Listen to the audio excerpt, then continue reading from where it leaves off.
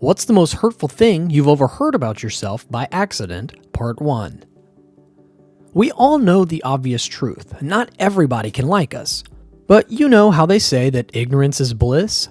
This Reddit thread proves that phrase true. Sure, you can't force everyone to like you, but what if you overhear someone close to you talking you down? What if it's your own parents or your best friends that just did that? Is there anything that breaches your trust more than someone condemning you behind your back? Well, today we're going to look at some of these experiences shared by Redditors where they accidentally overheard some hurtful things said about them. Also, don't forget to subscribe to our channel so you don't miss out on any of our videos. So let's read the first share. I was 7 and basically poor trailer trash, but I asked my friend if I could stay the night. He called his mom to ask and I overheard her say, "Tell him no, I don't want roaches and lice." Really cut me deep. To this day, I have extreme anxiety about keeping my house clean. I couldn't help it, I was poor, and our roaches didn't pay rent. There are a few really awful people out there. We all feel for the 7-year-old. The next story isn't any better. Overheard one of my aunts telling my mother that my arms and legs look disgusting because of my body hair and she should do something about it. I was 11 and really self-conscious about being a hairy girl. I saw 2 girls that I roamed with for a short while in college had been publicly posting on Facebook about how weird, annoying, and disrespectful I was. Their reasoning was that I was taking an 8:30 a.m. class that only weirdos do that, and that I made a shit ton of noise every morning and disrupted their sleep. It hurt because I really tried hard not to be disruptive. I wouldn't let my alarm go off because I woke up naturally around that time it was scheduled and would just turn it off before it beeped. This was partially out of anxiety. I changed clothes back in the bathroom, tiptoed everywhere, and wouldn't even eat or zip my backpack in the room because I wanted to be quiet. As far as I knew, neither of them woke up any of those mornings and they never said anything to me about it. Getting bullied on the internet in public is definitely the worst. The next story is pretty sad. Not overheard, but actually read in a file about me. My mother passed away suddenly, and I received a file from my father that she was meaning to give to me. It was a psychological profile. Along with it, tests, personality tests, and other stuff. This wasn't a surprise to me since I'm autistic and I've been in therapy since I was a child. There was another part, however, about my family and their trouble with living with me. Especially my brothers and my dad were having problems coping, and learning how my existing pained them was difficult. My parents got divorced basically because of me. My brothers were embarrassed by me. I'm doing better than expected.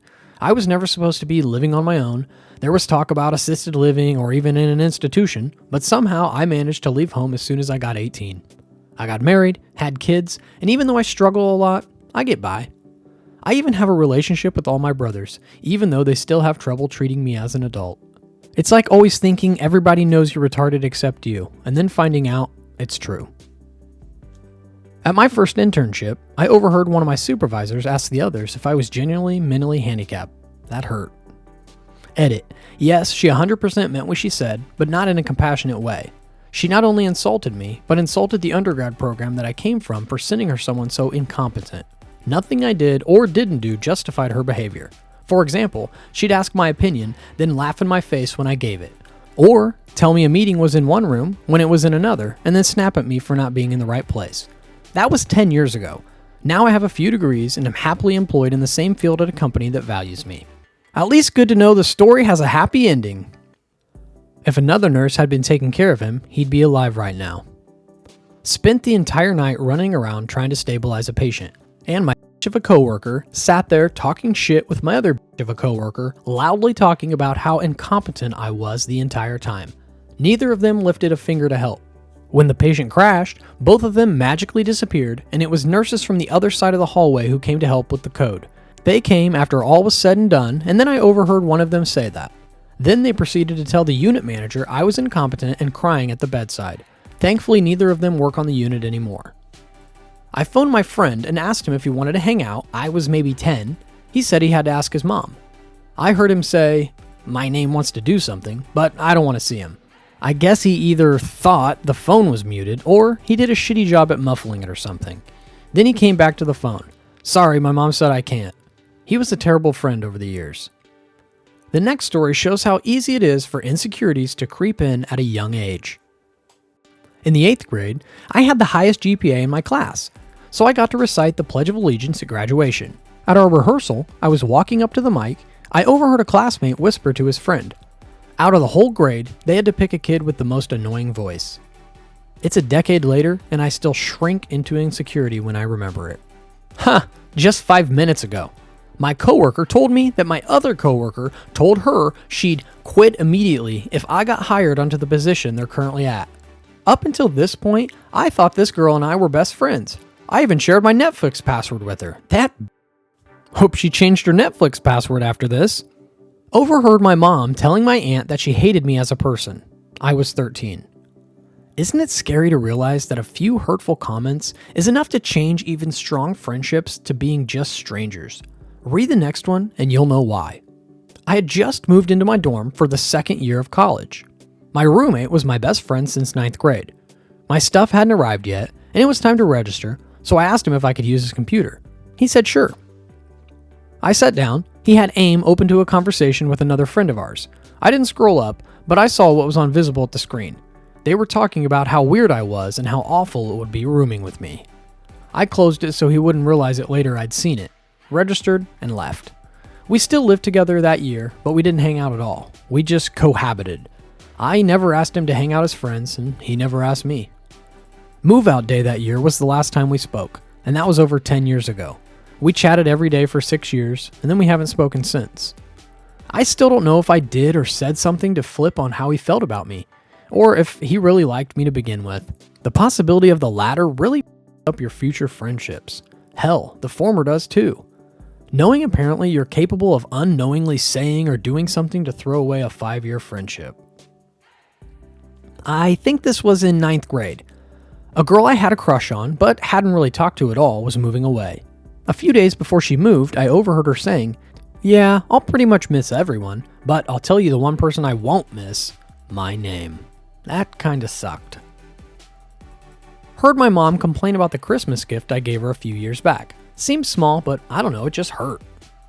Sometimes it's the smallest of things that hurt. Let's move on to the next one. My dad saying he expected my twin sister to do great things. Not so bad until he followed it up with, "I don't know what we'll do about my name, though." He still doesn't know I heard that, and I plan to keep it that way. Overheard my dad tell my mom that I am not capable enough to go through with my higher studies. One of the worst feelings when your parents don't have any faith in you. I have now graduated from a prestigious school and have 2 degrees to my name. Not overheard, but accidentally saw messages popping up on my mother-in-law's iPad as she was texting her friend from across the room about how I used to be attractive, and that how I was now fat, and that her son was basically a saint for still being with me. It broke my heart. Let's look at one last share. Went out to a bar with some friends for a birthday party for my ex-girlfriend. She really messed me up when she left me, like really bad, and I was trying to be nice since she invited me, so I figured I'd go out and be there for a drink or two. So, a mutual friend who had been broken up with a few days before and was there, so I made the rounds and I talked to her and tried to do whatever I could to let her know that it'd be okay. I'm no therapist, but I did my best, you know? I knew what a bad breakup felt like, and I was also going through one, so I tried to help. Anyway, after I left the table, I overheard her talking to my ex at the bar about me trying to give her advice, and she said, "Well, nobody has ever loved him, so what does he know about any of this?" And they started laughing. Don't think they know I heard, but I grabbed my coat immediately and took a long walk home. I don't need people like that in my life. Haven't willingly seen either of them since. Sure, we agree. We don't need that kind of negativity in our lives, right? What do you think? Do you believe in giving the backbiters the benefit of the doubt, or would you cut them off from your life?